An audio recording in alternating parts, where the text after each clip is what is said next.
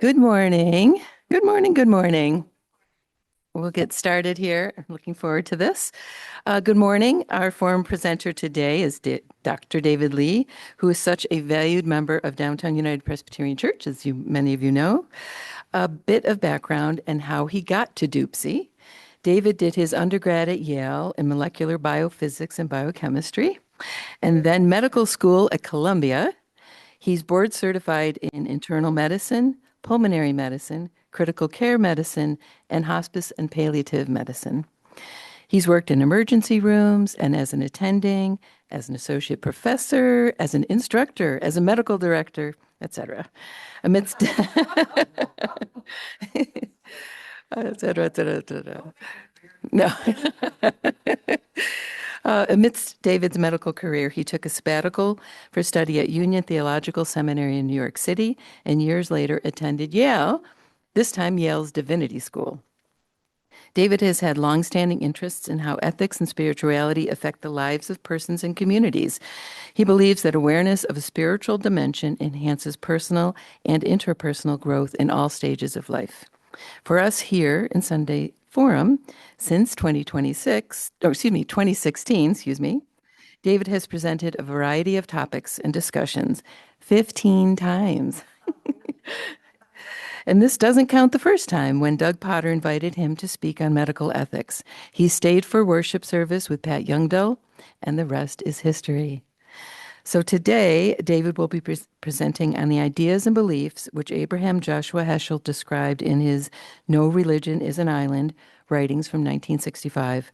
Heschel believes strongly that religions could and should coexist, and how pertinent that is for today in 2026. So please welcome Dr. David Lee.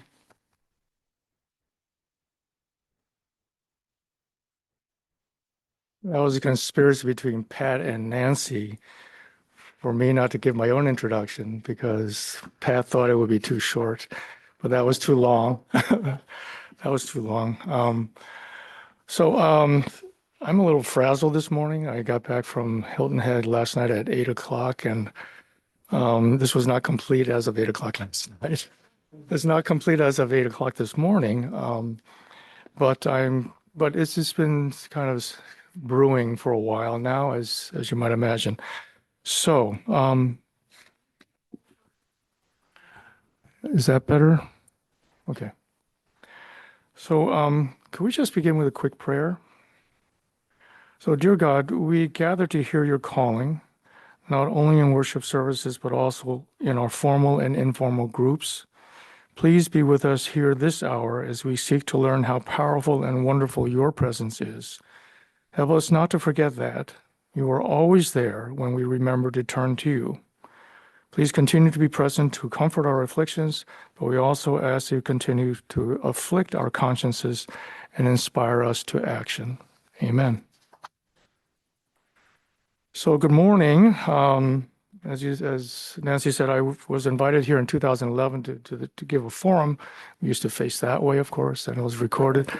And ever since then, I've always appreciated the safety and generosity of this place. It tries to be very inviting and inclusive. It's a perfect place for us to try to be ourselves without feeling judged. It's not perfect, but it has to be careful not to rest on its laurels. So in looking back, as I try to complete this thing, and looking back at my comments in these slides, I guess I'm wondering how this place might be more than just a safe harbor to find our comfort. How can it also be a safe harbor that we can return to after facing confrontations and challenges? And many of you, Gail, Nancy, Elaine, all of you guys, you're not just content to stay in, you are out there challenging the world and return to, I hope, DUPSI to get some of your bearings. But we also need to continue and challenge ourselves, even within DUPSI, in order to face the world outside DUPSI. So today I'd like to have us start the conversation about what it means to subscribe to a progressive Christian theology. And I think the main question is, how do Christian theology, Christian ethics, and Christian mysticism, awareness of God, align to support a social justice mission? There are many ways to support social justice, but what do the Christian ideas, values, and experiences bring to that conversation? And next week, we'll have Kurt Cadaret, and in 2 weeks, we'll have PK, our pastor, continue this conversation. What does it mean to be a progressive Christian church? I'm only one voice in this congregation, and so we need all your voices.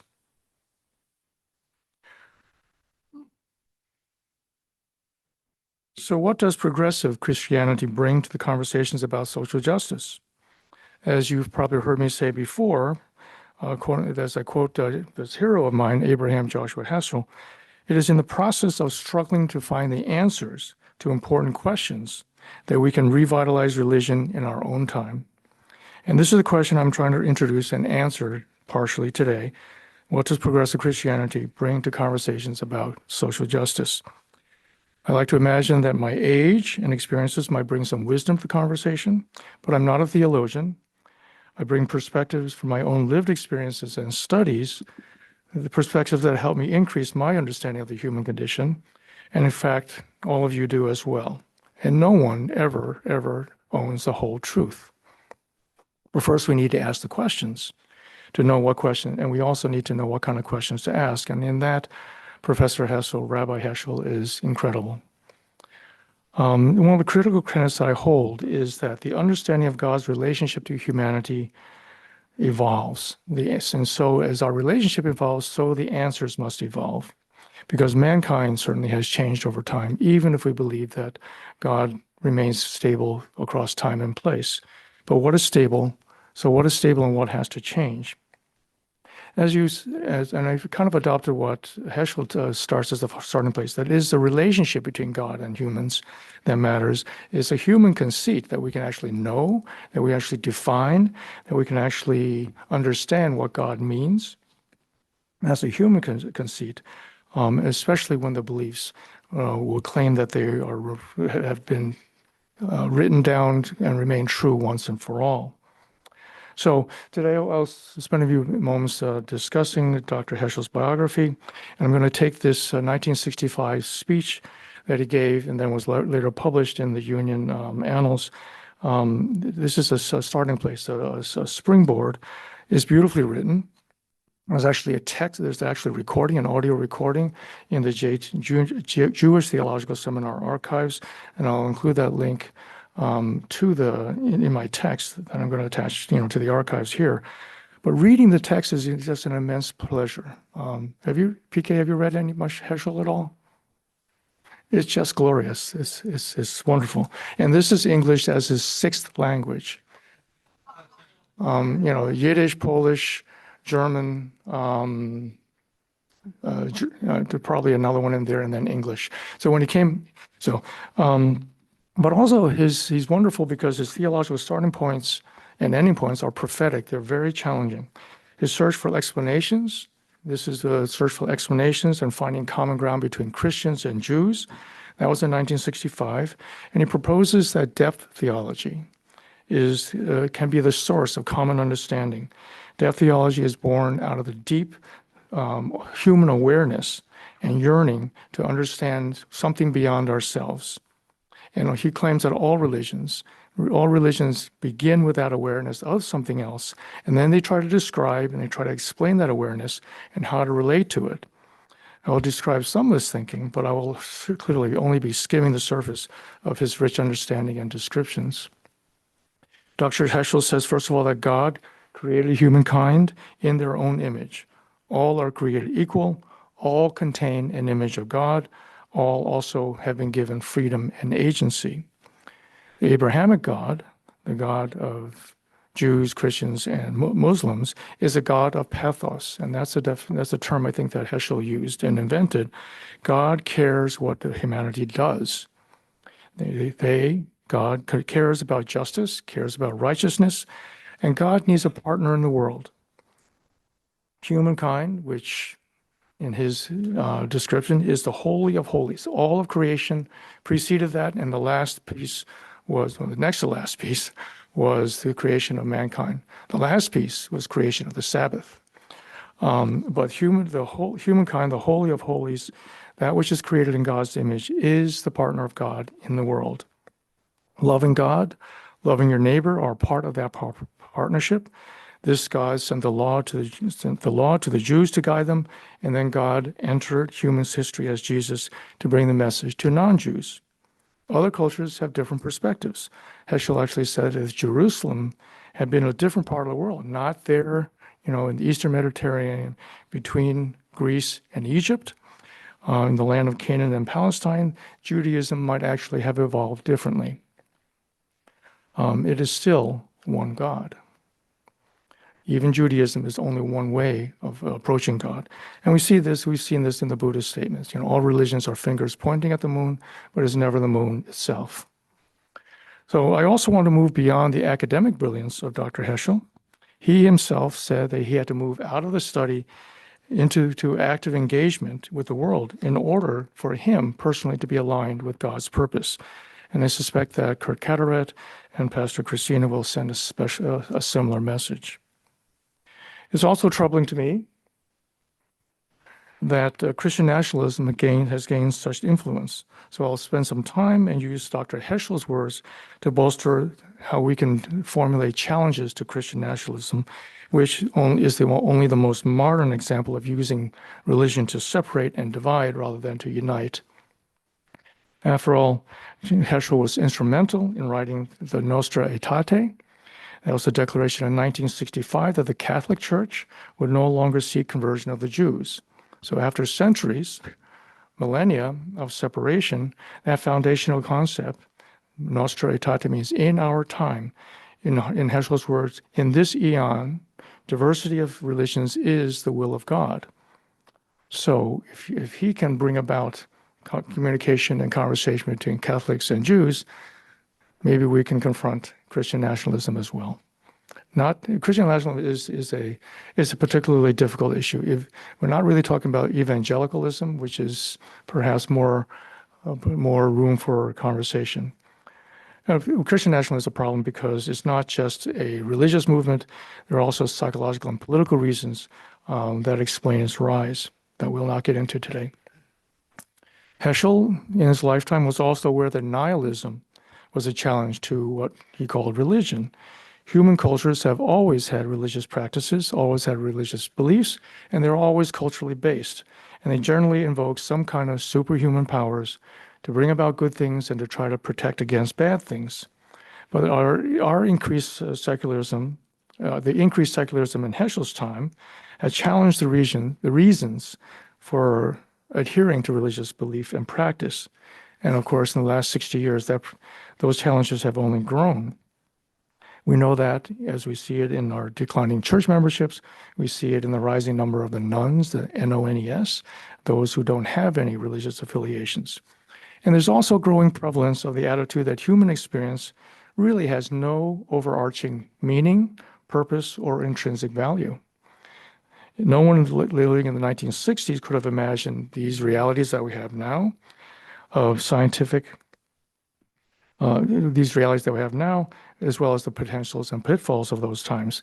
No one, a mere lifetime away from 1965, and the scientific, medical, economic, political, social realities are so different. And so we live in a period of growing disorder, of declining trust and function of traditions and institutions. Is it therefore good enough only to rely on scientific, medical, economic, political, social mechanisms without needing to believe or search for meaning, purpose, and a source of value?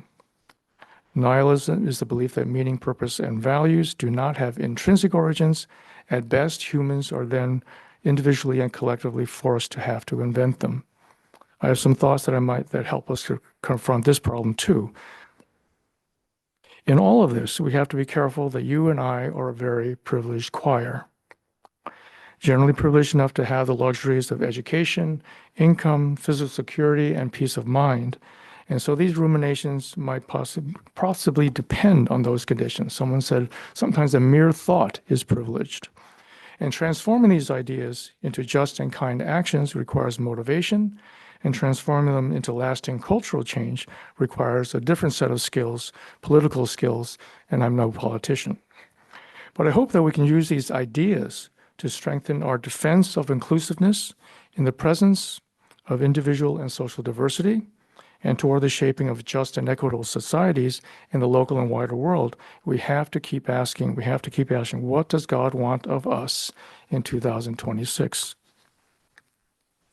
As I introduce Heschel's works to you, I will add my comments, which I believe will help place them in some historical context, and which should prompt us to reflect on how they're still true now, 60 years, 2 generations, one lifetime, barely one lifetime away.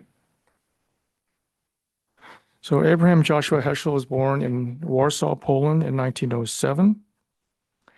By the end of World War II, his whole culture had been eradicated.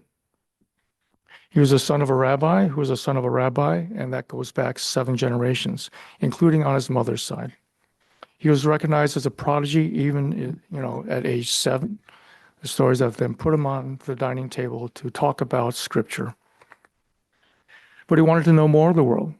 So in 1927, at age 18, he left Warsaw, left that fairly insular Hasidic world, and went to study philosophy at the University of Berlin. He wanted to know the world better.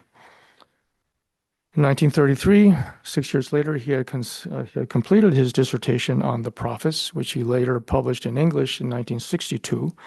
But it took, because of the Nazi laws already at that time, he could not receive his PhD until he gets the actual publication printed up, and it took him another 3 years. So by 1936, Nazism is in full swing at that point. And in 37 or 38, he was arrested.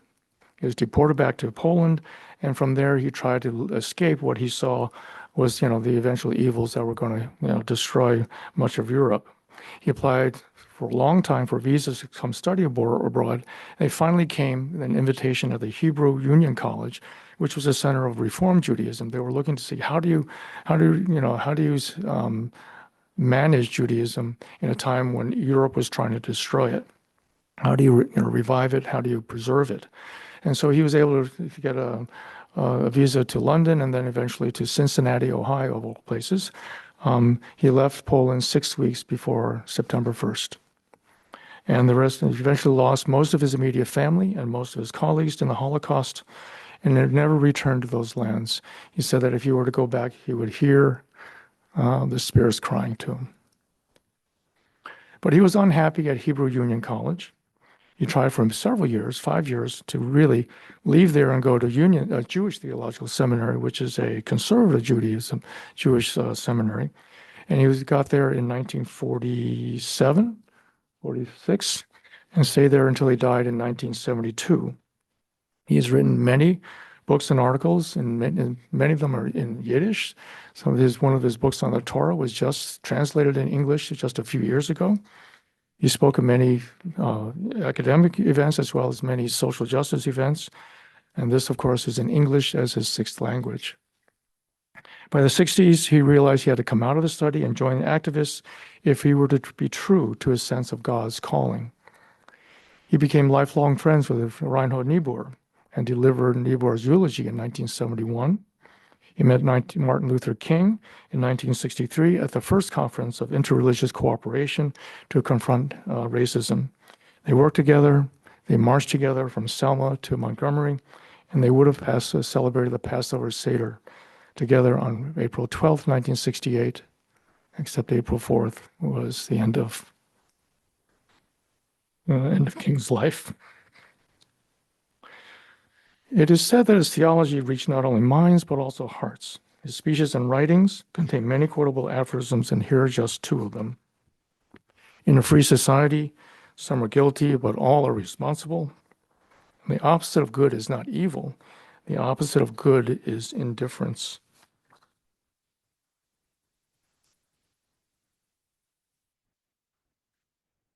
So this is copied and pasted from the publication of this. It was delivered this speech in late 1965 after the issuance of the Nostra Aetate.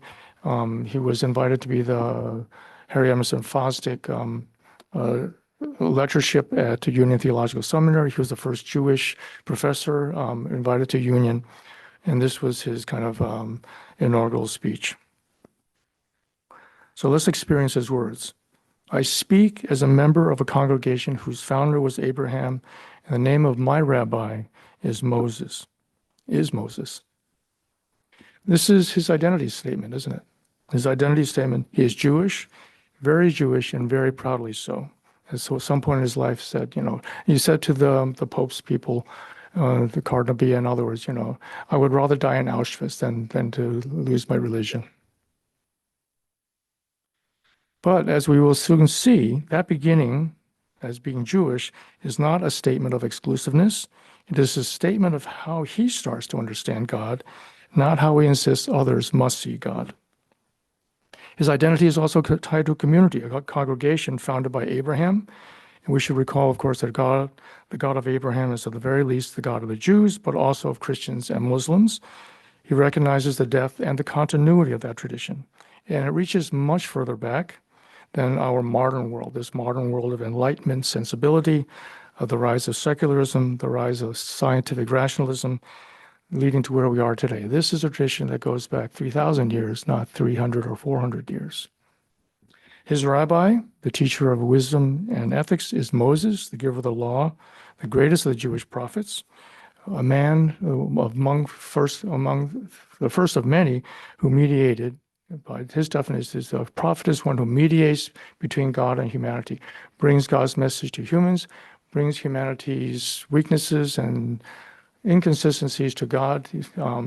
There's always the mediator. So later we will see how Heschel reminds us that the evolutionary tree of the Abrahamic religions never means that its offshoots, Christianity and Judaism, did or should replace or supplant Judaism's place in history or his allegiance. The traditions that claim Jesus or Muhammad as the originators simply evolved differently, but their God is still the same one God.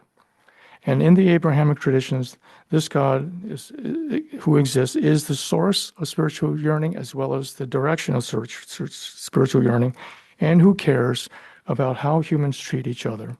In other traditions, there might be a sense of mystery that exists as a source of spiritual yearning, but not yet a God of pathos, a God that cares and wants human participation. And I would submit that somehow there is a widespread sense of spiritual yearning. Even Freud, who called religions a universal delusion, I think that we should question that. If it's so universal, it's so remarkable and so wonderful that there is such a universal delusion in all human beings and in all human cultures. You can find a few exceptions. There's a story of how when Heschel was in a theater and Hitler and his cronies walked in and he had to turn his eyes. He said, I could not look at the desecration of the image of God. So Heschel says, I speak as a person who is able to leave Warsaw, the city in which I was born, just 6 weeks before the disaster began. My destination was New York. It would have been Auschwitz or Treblinka. I am a brand plucked from the fire in which my people was burned to death. I am a brand plucked from the fire of an altar of Satan on which millions of human lives were exterminated to evil's greater glory and on which so much else was consumed. The divine image of so many human beings, many people's faith in the God of justice and compassion, and much of the secret and power of attachment to the Bible, bred and cherished in the hearts of men for nearly 2,000 years. He doesn't use gender-neutral language. His daughter, Susanna Heschel, who's one of his strongest representatives now, it's been proposed that we should change all his writing so that it's gender neutral. She said no. He's writing in his time, and we know what he means. So Heschel is a person who knows loss and sorrow. He knows despair and suffering. Cornel West reminds us that the condition of truth is to let suffering speak. We know of Auschwitz and Hiroshima as examples of the callousness and depravity of power, anger, delusion, and evil. And evil, Heschel says, is that which separates God from humankind and human beings from each other. Evil is that which separates. Heschel knew it as a loss of family members and friends. That's what he calls, the divine image, which were exterminated, of whole communities and whole traditions that had the secret and the power of attachment to the Bible. He has a whole book written about how that culture was built around the Bible. And although I'm sure it has some faults of its own, that is, it was in his estimation, almost a perfect society in that time. But, and also there was a loss of faith in God because, as many people have asked, where was God in the extermination and the labor camps? Suffering and sorrow are part of human experience. In Naomi Shihab Nye's wonderful poem called Kindness, she says, before you know kindness as the deepest thing inside, you must know sorrow as the other deepest thing. You must wake up with sorrow. You must speak to it till your voice catches the thread of all sorrows and you see the size of the cloth. Heschel knew the size of that cloth, and he is still able to pass through the tears that follows grief, pass through the silence that follows grief, and then to believe and to know that there is always a song that still resonates and still can be sung. During his lifetime, Rabbi Heschel was able to move John F. Kennedy, Martin Luther King, William Sloane Coffin, and Pope Paul VI. The brand plucked from the fire, it was able to kindle new moral fire then. And the question is, can he move us now also? Or are we too calloused or distracted to be moved? In this eon, diversity of religions is the will of God. One has to recall the situation of religion in the 1960s. After the horrors of World War II, Auschwitz and Hiroshima at the very least, it was just the tip of the iceberg, and in the shadow of a nuclear annihilation, the virtues of Christian values were assumed back in the 60s, but so was awareness that racism was a problem in America, and there were effective arguments that maybe God was dead. Communism's rise included strongly anti-religious beliefs. Existentialism's attitude arose when the experience that God must have been absent in mankind's time of trial. In 1966, the next year, Time magazine had its notorious cover that was asking, "Is God dead?" In the meantime, Rabbi Heschel is claiming Judaism's place in history. He examines the source of religious belief, we may call it spiritual belief. Religion is an answer to man's ultimate questions. That is depth theology. Beginning with and never letting go of the awareness of God in human history, he reminded Christians that the one God they worship is the God of Abraham and Isaac, who spoke through the prophets of Israel and who was abandoned by the Western world. And that abandonment culminated in Nazism.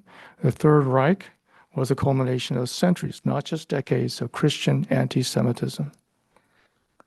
His philosophical publications in the 1950s examine the role of the Abrahamic God in human history. God is, God cares, God created humans that they needed because they needed a partner in the world. His writings and presence were the foundation of deep and lasting friendship with Niebuhr. They're also the foundation of his relationship with Martin Luther King. Religions, I repeat, true to their own convictions, disagree profoundly and are in opposition to one another on matters of doctrine.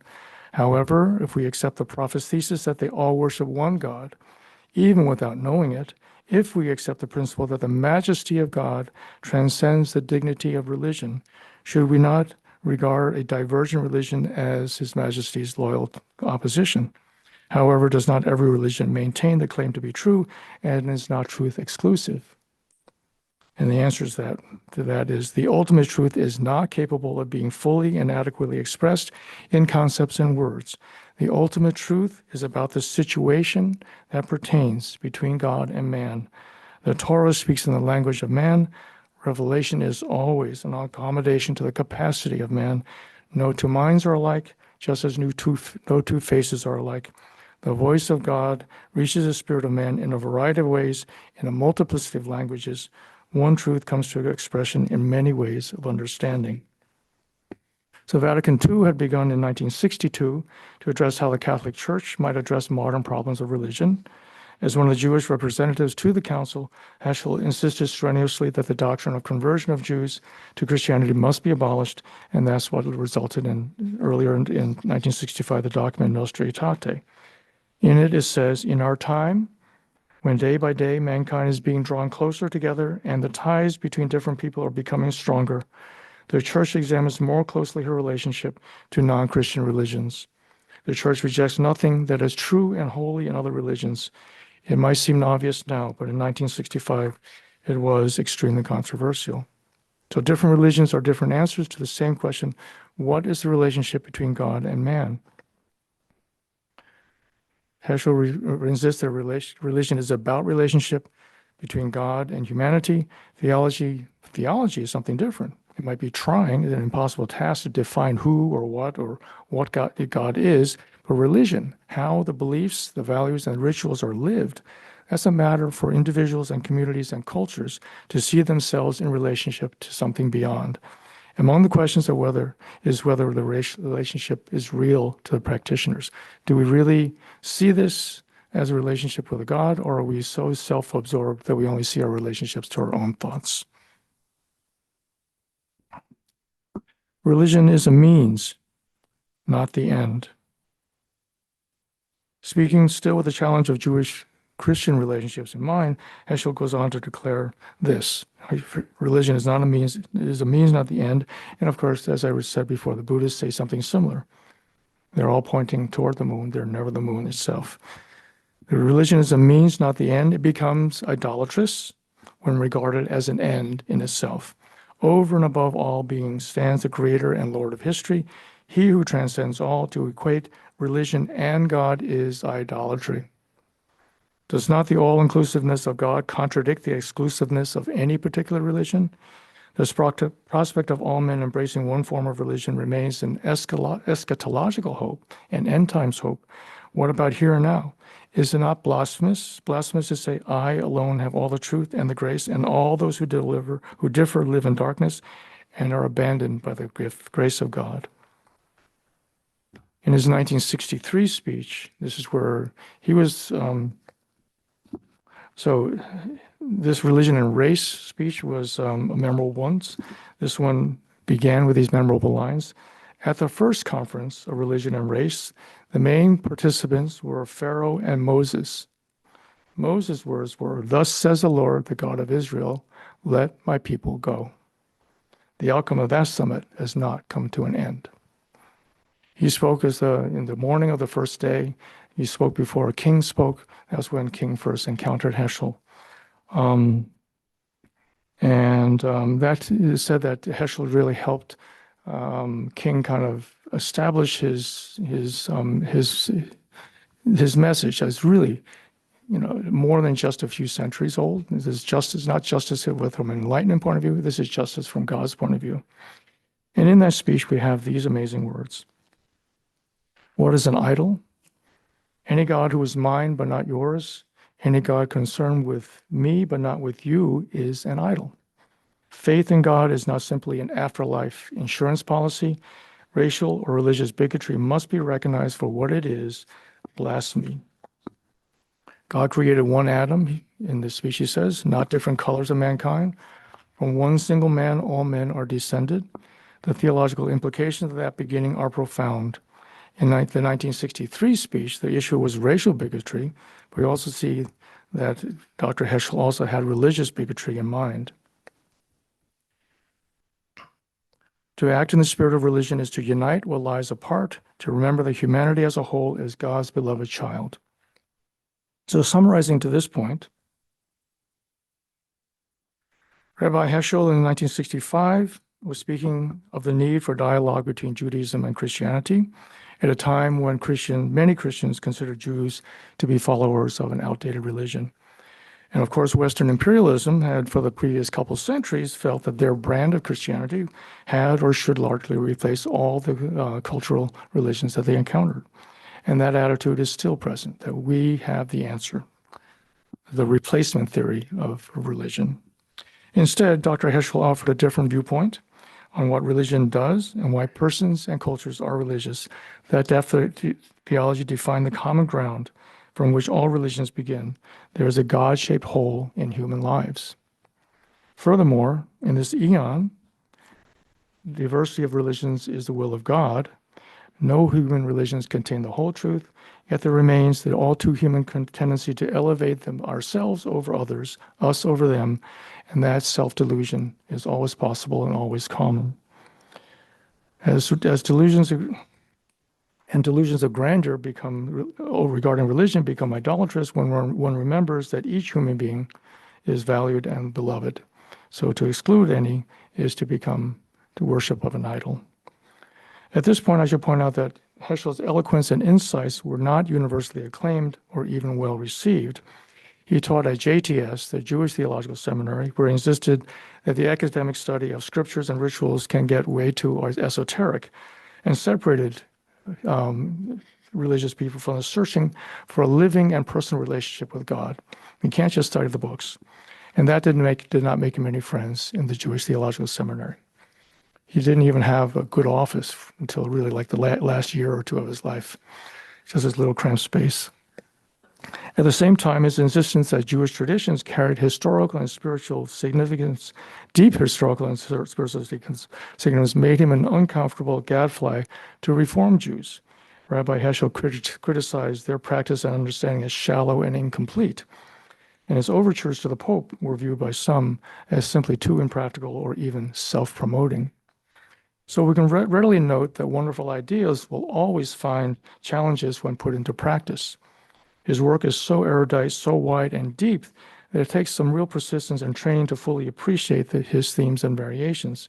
And what I've tried to do in this is to use the speech to remind us that the Abrahamic, the Judeo-Christian tradition is deep, wide, valuable, equality of religions before God, celebration of diversity of humanity and creation, inclusiveness of humanity. These tenets did not originate with the Enlightenment.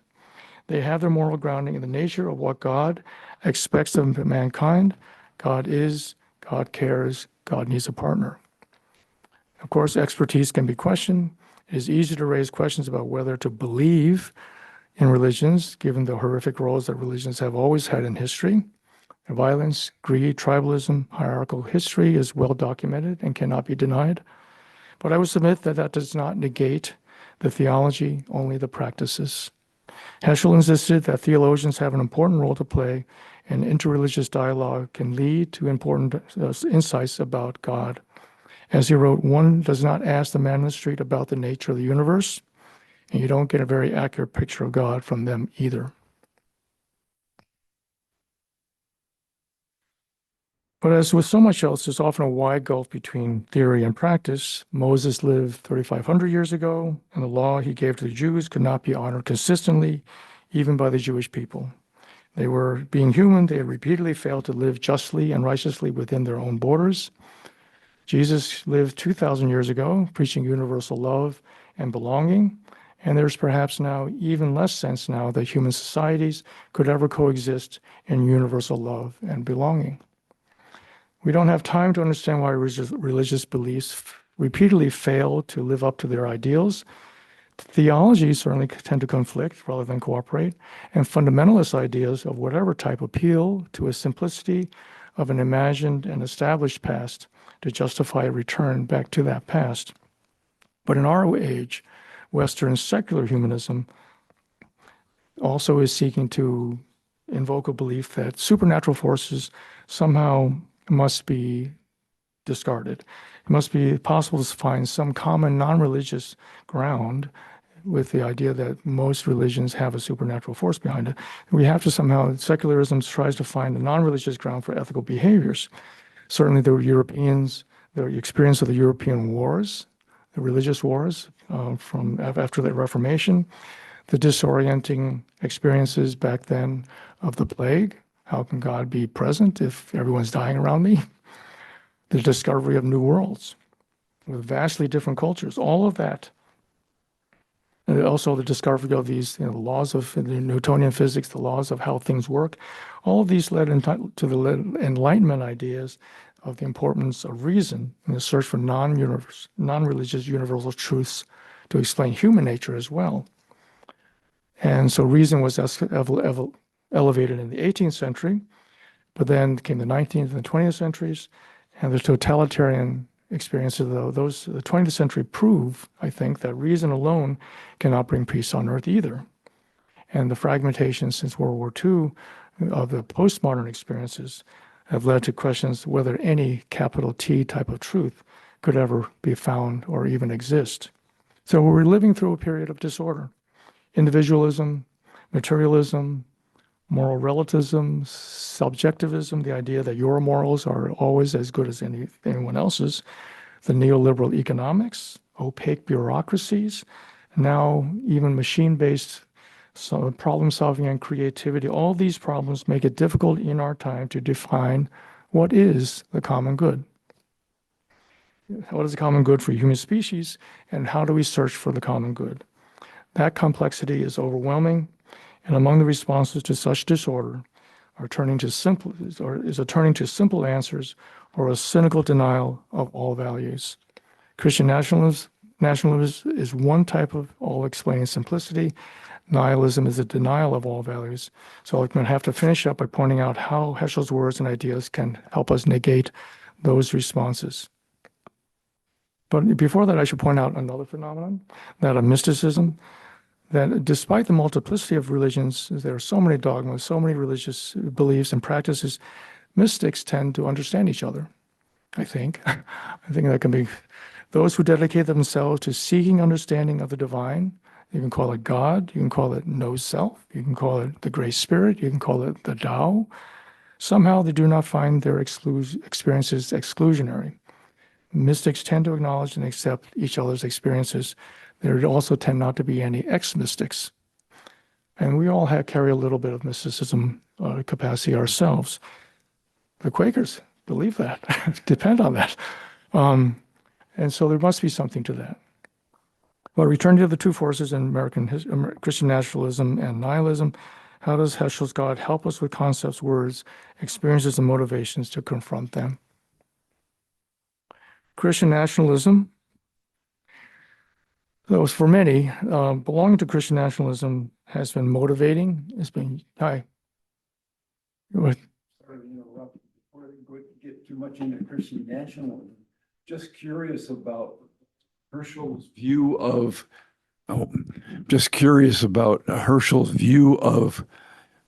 Jesus and Christianity and Muhammad and Islam, and what does he consider them like prophets like Moses? Well, he did not consider that Jesus was the Messiah, that history did not end with Jesus. And he and Niebuhr would have, they lived a couple blocks from each other until even after Niebuhr had his stroke, they would be seen walking up and down. 6'2", Niebuhr, 5'3", Heschel. They would be each other's best buds. And they would be debating these things back and forth. They would find much common ground. They would find much that would be different. You could not make Heschel into a Christian, and you could not make Niebuhr into a Jew. But the truths that they held all point to in the same direction. Thank you. So Christian nationalism has been motivating, has been unifying, has been empowering for some. Its success, effectiveness, and pervasiveness have been the result of organized efforts to co-opt the evangelical movement. The Christian nationalist movement surrounds its adherents. It surrounds them with this, it's just a bubble of experiences, information, support, and ideology. It is incredibly empowering to belong to such a group that includes everyone and everything that you know, respect, and love. Some of this ideology is very far-fetched, but it is motivating and even essential to its adherents. Some of that belief system is that the second coming of Jesus is imminent, but contingent. Therefore, contingent on their form of Christianity becoming dominant in American life. So in that evolution, Donald Trump has been elevated to be serving a role analogous to King Cyrus in Jewish history. That is, Trump is God ordained to destroy the modern Babylon. Not too hard to buy into that, but it is a movement that is built on appealing to Americans affected by the 5 disses. Mainstream American cultures, to them, mainstream is that to Christian nationalists, mainstream American culture is them, is experienced as evolving in a different direction that is humiliating to them. Humiliating their values and their experiences. It's not difficult to imagine that feeling disrespected, disregarded, dishonored, disgraced can lead to despair and a desire for change. That change has been focused in the last 20 years. The last 20 years, it's been a long time coming, maybe even closer to 30 now, on dominating the 7 mountains of cultural influence. And the wording is of domination. So we're dominating the influences of family, economy and business, religion, arts and entertainment, media, government, education. That is part of the, that's almost the theological and political manifesto behind Project 2025. Can I interrupt for a second? David, could I add to that? I've happened to read some things by the Southern Baptist Convention. And actually, there's a whole bunch of evangelicals who are also very afraid of the loss of people to the nuns. And so I'm glad that you say that Christian nationalism is not the same as being evangelical, because there are a whole bunch of evangelicals who are just afraid of disappearing. Yep. No, it's, Christian nationalism has to be recognized as a political movement that has co-opted American evangelicalism. So, because the wording here is that of domination, not of coexistence, not of correction. It is domination that the leaders seek. It's also an ideology that is successfully combined with an organization. That's a pretty incredible, formidable combination. So you have to have both. You have to have the ideology, you have to have the bureaucracy and the institutions to effect any lasting change. And Christian nationalism has been the force and the organization behind it. Back a couple of years ago when we talked about this in one of the previous forum here, the video Bad Faith really kind of outlines that. And if you haven't seen it, it's time to see that. But in contrast, progressive Christians need some practice at this point, articulating what their foundational beliefs are and organizing around them. It's when you emphasize diversity, it's a little harder to herd the cats, right? Heschel's examination of the origins of Judeo-Christian understanding is a powerful start and an effective counterargument, because God has created a diversity of beliefs, but unity of seeking. God cares about moral behavior. God cares more for the poor and the powerless. The widow and the orphans, as it was phrased in the Old Testament, cares more about them than the rich and powerful. And these messages, of course, are also present in the New Testament.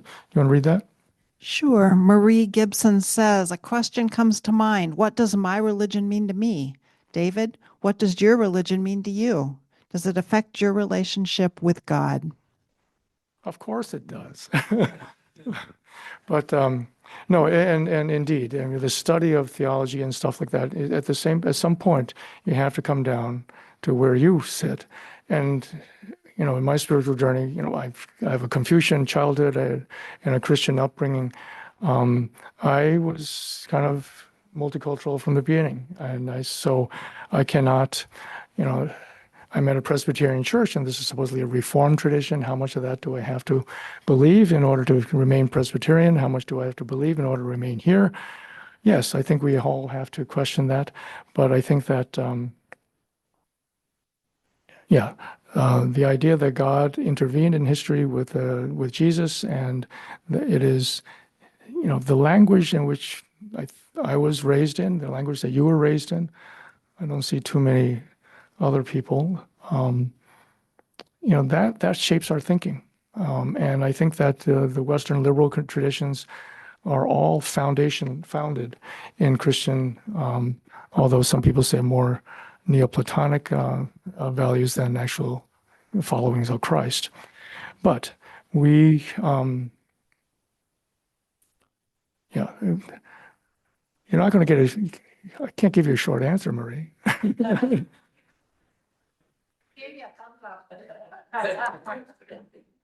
So evangelical Christianity that requires a personal commitment to Jesus is not the same as a Christian nationalist commitment that requires a commitment to cultural and political agendas. There's room for discussion with evangelicals as long as there's openness on both sides to understand each other's relationship to God. But conscience, openness, and goodwill are much less possible when political partisanship is part of the equation. And you have to recall that, of course, George Washington in 1796 warned against the formation of political parties at all. Christian nationalism is an unholy alliance. Exclusionary theology is unreligious. Its domineering intentions are unchristian. How can possible dialogue work with evangelicals? And I'm not talking about dialogue with Christian nationalists, but how did Christians and Catholics and Jews rewrite religious history in 1965? If that was possible, we have to believe that it's possible to have dialogue with other religions still. So I am running out of time. Nihilism in the world.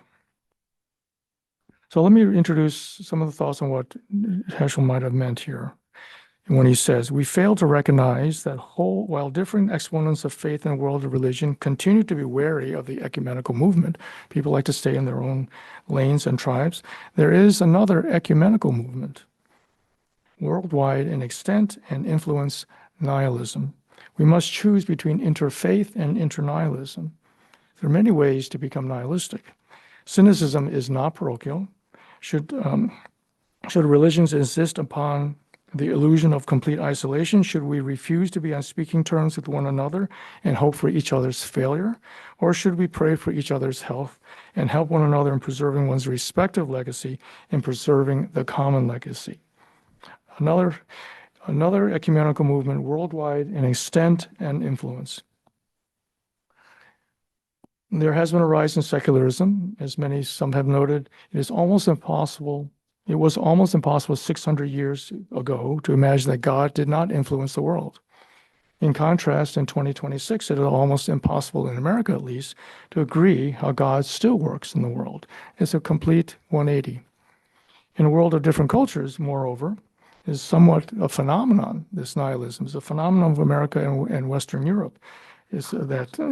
So first of all, I'm talking about topics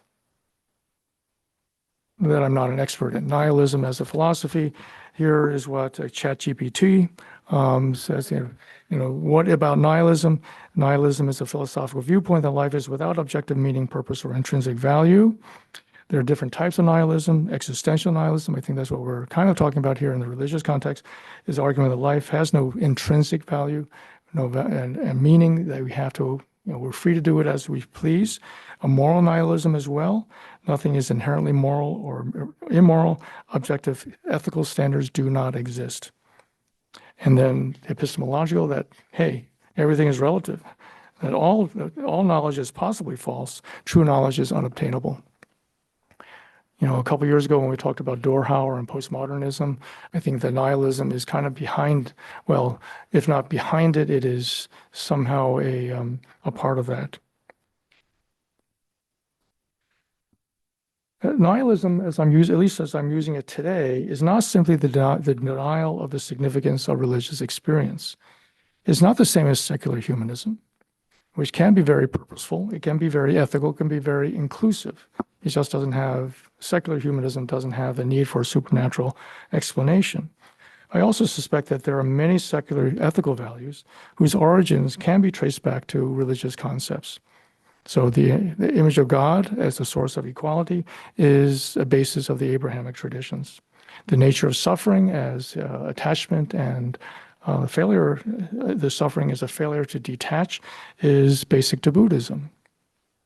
So all those ideas that we are perhaps freer than we believe, these all these are not new thoughts. This has been thought of before. I also do not equate nihilism with the denial of all institutional religion. Not every one of the nuns has rejected spiritual seeking. They have often rejected religion that has become irrelevant, dull, oppressive, or insipid. Those are the opening words in the opening paragraph of one of Heschel's big books. Yet they are also seeking to fill the God-shaped hole in their lives. But certainly there are those, perhaps many, who have become cynical about religious practices and beliefs. Sometimes such cynicism might have resulted from disappointment with over-idealized concepts and persons. Many people have been traumatized by their encounters with institutional religion or have been neglected when it matters most by the institutional religion. They didn't show up. Trauma can convert positive relations to the opposite. It can convert it into angry, isolated, self-centered beliefs and behaviors, and sometimes it might be caused by simply the absence of nurturing role models and relations. Whatever is caused, trauma can result in harsh worldviews and cynicism. There's only a self-preservation left, a battle of self against all. So nihilistic beliefs can also be the product of scientific advances, resulting in this philosophy of materialism. Ever more knowledge that is measurable, knowing that, and our knowing is based on layers and layers of words and concepts. This has been called cumulative knowledge. It depends on the measurements, the words, and the concepts that came before, and explains the physical world pretty well, generally well. But extrapolated, it suggests that all emotions, even our intellectual capacities, our spiritual matters, might someday be explained by the interactions of our cells and our molecules. That kind of scientific rationalism and materialism is a logical explanation of this trajectory of cumulative knowledge. And artificial intelligence, I suppose that could be a bit of an oxymoron, is the latest evidence that programs and algorithms can identify patterns and create novel outcomes that actually can seem quite human. But right now, the overarching goals of philosophy of this materialism seems to be material: more wealth, more comfort, more prosperity. And there is minimal attention, if at all, to what the greater good might be. And whatever attention there is for greater good is often couched or formulated in secondary terms. There are debates about profits, cost-benefit ratios, democratic processes, cultural wars. Those are all symptoms, not definitions of the greater good. So hot-button issues such as abortion and racial equity, gender equality, economic inequity, war and peace, they're argued as political issues. But statistics have never revealed reality or changed minds. And there's also this kind of idea that rights without responsibilities can actually generate a healthy society. It is also a bit humorous and tragic to me that there is so much conversation on how to manage society and other people's minds and behaviors, and there's so little conversation and effort going about managing one's own mind and behaviors. Seems doubly unfortunate that most of the moral arguments being made are from proclamation. The moral arguments that we hear about are mostly coming from the religious fundamentalists. Should be no surprise that the man in the street might conclude that a moral universe does not exist and human passions are all that exists, that greed, anger, and self-satisfied separation are all there can be. The pursuit of riches, status, and proud individualism is the goal of this one life that we have to live. The mystical Heschel, joining the mystics of other traditions, would remind us that human beings are more than their intellect and their reason and their passions. We have emotions, we have bodies, we have experiences, we have attachments, we have purposes. The evolution of Homo sapiens has included and depended on our abilities to interact in social groups. That has been unifying, although it has also been divisive. But when we seek a greater good, achievement of that greater good has always been elusive. In our current times, the conditions are not conducive to examining what constitutes a greater good. We have a culture of mass distraction. Polarizing opinions and simplistic answers get the attention. Controversies generate attention, so controversies are invented. Social media algorithms elevate emotionally charged topics. Our attention is captured by clickbait techniques, and we have now in office a supreme misleader who is supremely skilled and dedicated to projecting his inconsistent and always self-serving views onto this country and the world. The culture of mass distraction helps him do so. It's also a culture of prosperity. Values that we claim to hold dear, like democracy, self-determination, equal rights, even moral relativism, these are all most common in so-called first world countries. We are the weird societies, the Western, educated, industrial, rich, and democratic societies. These values are not as present elsewhere. To remove any of these foundational concepts, being Western, educated, industrial, rich, or democratic, and prosperity is perhaps not as achievable. We're also divided within the rich countries between Yep. the prosperous and those who have precarious jobs or no job at all. No, but I think even though this term, this kind of cool term, it doesn't define many of the subcultures, even within America, even within geographical areas. So now it seems, so the pursuit of prosperity has been to the detriment of the pursuit of justice and righteousness. That's the Judeo-Christian tradition. And as the potential for prosperity becomes a privilege only of the top 10%, 20%, social justice and personal confusion are going to become, social injustice and personal confusion are going to become more prevalent. So finally, this combination of mass distraction and pursuit of prosperity are only possible with callousness. Callousness to other people's suffering perhaps lies at the heart of modern culture. It is defensive. One cannot care about everything, but it is reflexive now and is unexamined. It is even elevated as being virtuous. We read that empathy is the weakness now. It allows evil to thrive. Heschel wrote that indifference to evil, that which separates, is more insidious than evil itself. We're used to ignoring or justifying evil. We're used to ignoring and justifying divisive deeds, divisive situations. But there is that other dimension, one that is immaterial, and as immaterial as the experience of love and honor and pity and pride and compassion and sacrifice, those secular values that Faulkner talked about. It is real if it is pursued, and is another type of truth besides that is not measurable with scientific instruments. That other dimension is spiritual. Heschel said, the way to truth is an act of reason. The love of truth is an act of the spirit. Nihilism is not just hopelessness. It results from the misdirection of a critical spiritual need, the need for purpose and meaning. With trauma, with distraction, it's possible to corrupt that spiritual need into survival as the only meaning and purpose, and projection of our personal needs and values as the only purpose as well. If one doubts that such nihilism is humanly possible, we only have to examine the example of Donald Trump, the supreme misleader. So Rabbi Heschel comforts us and he challenges us.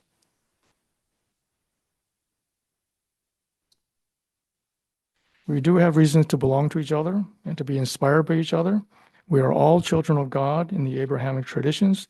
That belonging and God's expectations to do good and to walk justly, to love God and to love neighbor is the basis of Christianity. And he would say that all the religions, even though they might have different terms, other traditions seek and find God in different ways, but the seeking seems to be a common thread, perhaps the most common thread.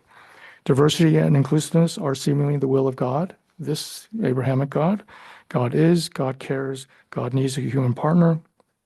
Human impulses have always tried to elevate human needs, but can we try to remember that basic challenge that our religion has posed? And is an embrace of diversity and inclusive enough? The rabbi reminds us that seeking together will be one way of finding strength and solace, hopefully to replace the divisiveness that human societies naturally produce. The solutions of the last several millennia need to be reworked for our current situations. And how should we respond? Next week, we'll hear about liberation theology from Kurt Carteret, and maybe that can provide some different perspectives. So no religion is an island. This is the opening paragraph. I forgot which were the books. But it is customary to blame secular science and anti-religious philosophy for the eclipse of religion in modern society. It would be more honest to blame religion for its own defeats. Religion declined not because it was refuted, but because it became irrelevant, dull, oppressive, insipid. When faith is completely replaced by creed, worship by discipline, love by habit, when the crisis of today is ignored because of the splendor of the past, when faith becomes an heirloom rather than a living fountain, when religion speaks only in the name of authority rather than the voice of compassion, this message becomes meaningless. So thank you, Dr. Heschel.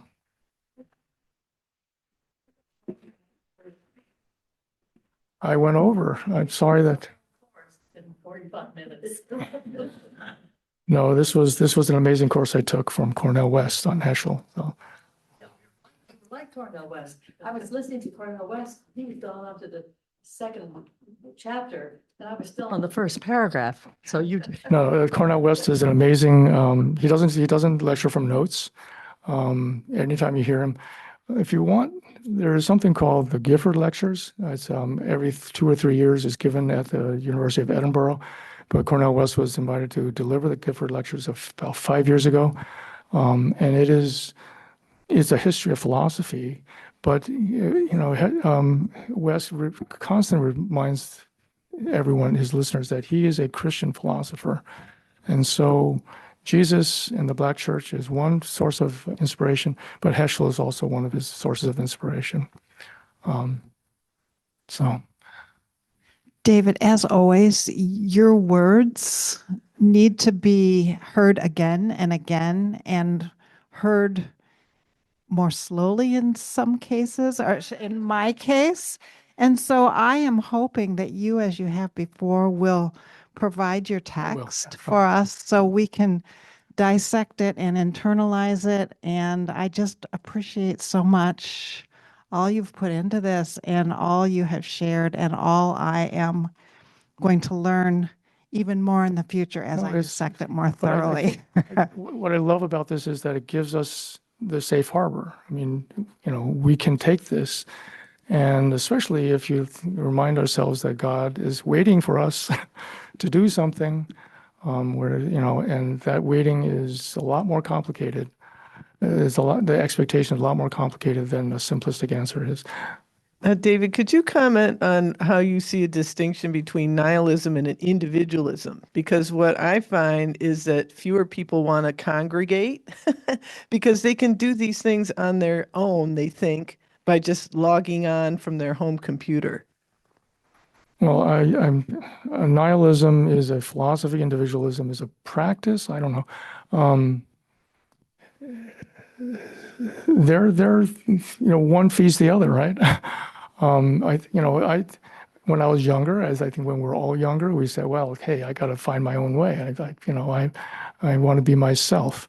But as I've gotten older, I think that is only the prerequisite. You have to be comfortable in your own mind, your own body, your own soul to be able to connect authentically to people outside you. And unfortunately, I think that there's just a lot of unexamined people there. And just looking at spirituality as well as looking at psychology there's a lot there. And, it's so, like I said, it's so frustrating to have people coming up with solutions for everybody else if they haven't even figured out how to, Solzhenitsyn said the line between good and evil is not outside of ourselves. It runs right through the center of our hearts. So we all have the potential, and we better get downstairs. So. Oh, next week, Kirk Cataret is going to be speaking. Father Cataret is a Maryknoll priest who spent 20 years in Peru. He then got a PhD in social justice. He was a friend of Gustavo Gutierrez, and he will be speaking. He's written about liberation theology, and I really wait to hear how he can try to summarize that in one hour. And he's also a friend of Gail. Thank you, David. Wonderful, thoughtful presentation, as Ed said. Thank you. Thank you. Oh, sorry, thought-provoking. I think he's thought-provoking presentation. Well done. And Safer says wonderful, thought-provoking Yes. presentation, David. Yeah, so that, yeah. David. And Safer also says text will be helpful. Thank you, Carol. So much. Talk about depth. Yeah. Talking about what, his depth or my depth? Yours. Yours. Sorry. And His. his. Yeah, sorry. I mean, he was talking about depth theology, but you have depth too. Thank you.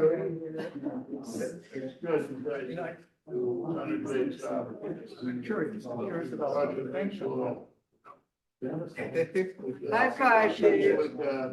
That was very nice. Was it coherent enough? It was very coherent. And